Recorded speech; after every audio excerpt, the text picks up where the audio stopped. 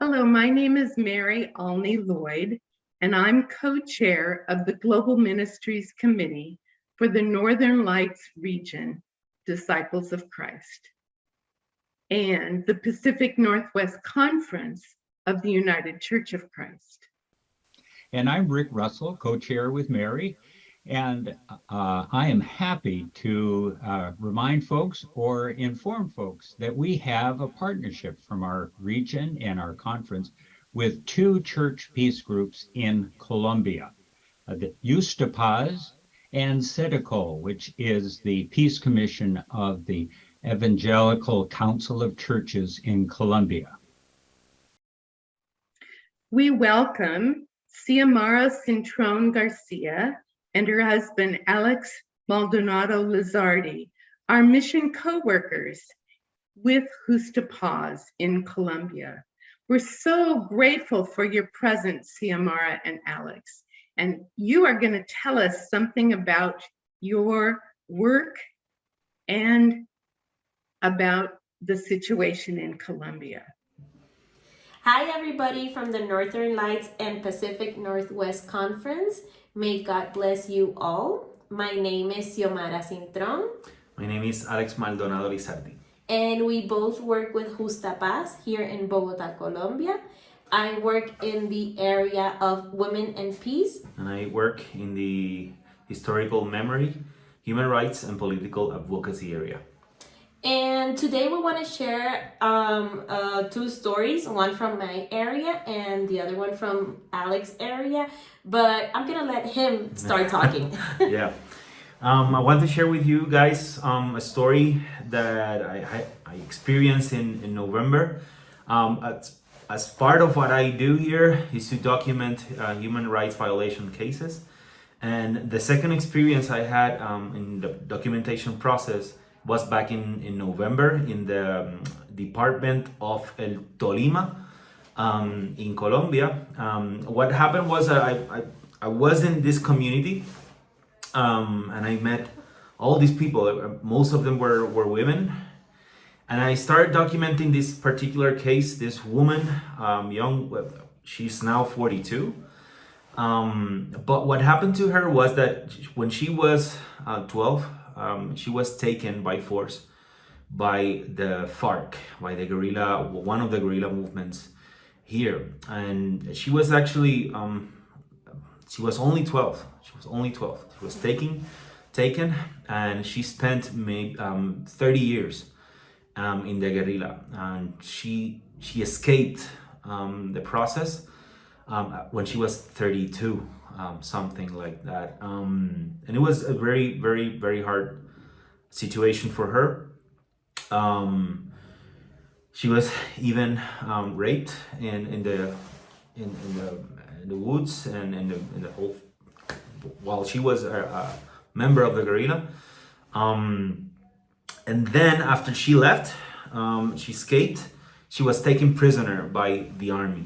When the peace process began, and the laws that actually kind of let these guerrilla members, whenever they signed the peace accord, they could reincorporate, but she was not considered a guerrilla member, and she was not even considered a victim. It was really, really hard for her. And I had the opportunity to meet her back in November, and I documented her story.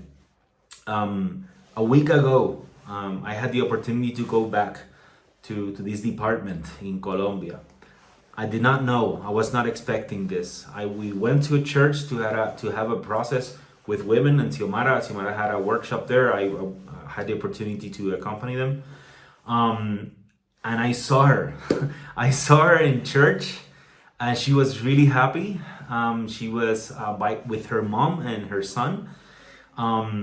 The son that was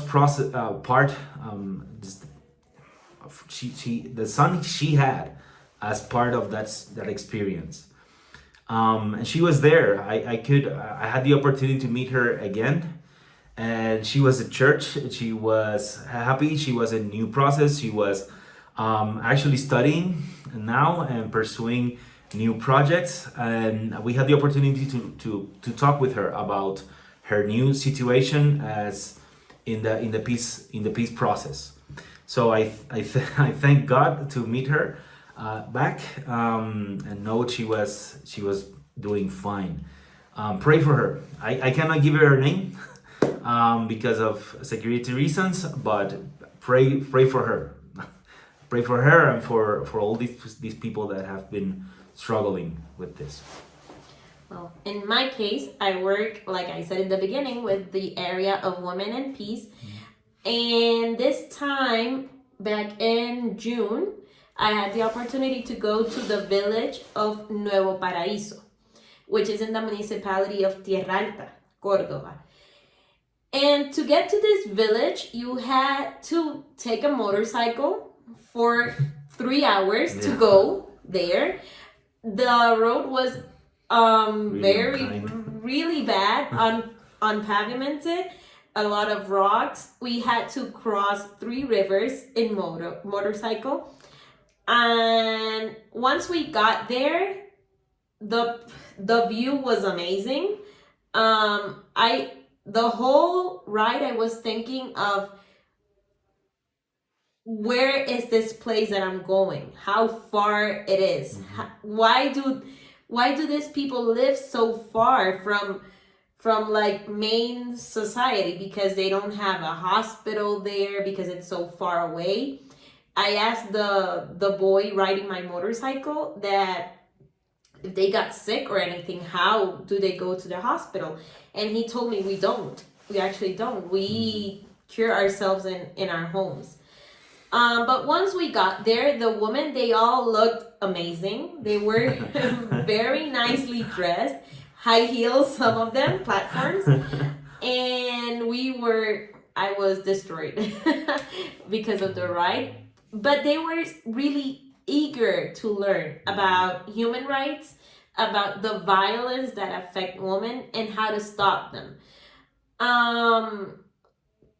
Another thing that was strange for me in this case, it was that they had to ask permission for us to go in there, but not to anybody. They had to ask permission to the armed groups, paramilitary groups for us to get there. So everybody in that village knew who we were, the girls from Bogota. They called us. We were 3 girls going there. There we had the opportunity after the workshop to see their, what we call in Spanish, huertas caseras. In English it's like a home garden they have, where they gave us a lot of things to bring. That was really a really amazing experience, because we saw people there that they don't have the means to get to a hospital. They don't have the means to go to a supermarket and get food or whatever. So they had to create their own home gardens and raise chickens so they can have their eggs to eat.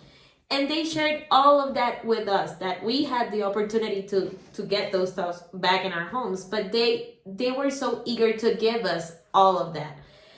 They gave us oranges, chili peppers, spinach, coconuts. I brought all of that home. I ate it all. Yeah. I had some. But it's so amazing, the mercy of God with these people, that we think they are so abandoned by society and by people, by the government, but God doesn't forget them, and they don't forget people. They share that mercy, that God's mercy with us. And yeah, that was part of the experience. We want to thank you guys for all your support. Thank you for all your prayers and your accompaniment. Thank you for your community, and thank you, Rick and Mary, for being there for us, for talking with us, and many blessings to you guys. We hope to meet you anytime soon. Blessings. May God bless you all. Thank you, and keep praying for all the Colombian people in really remote places that the government has forgotten them. Thank you. Thank you. Bye. Thank you so much, Xiomara and Alex, for sharing those very inspiring stories. We are so grateful for your work, your ministry in Colombia, and we're grateful that we could have this time together. If folks would like to support the work of Alex and Xiomara, they may go to the globalministries.org website and hit on donate, and then they can find a designation for the work in Latin America and the Caribbean, and type in for the designation speciality, the work of Xiomara and of Alex. Thank you so much for your support of Wider Ministries. God bless you all.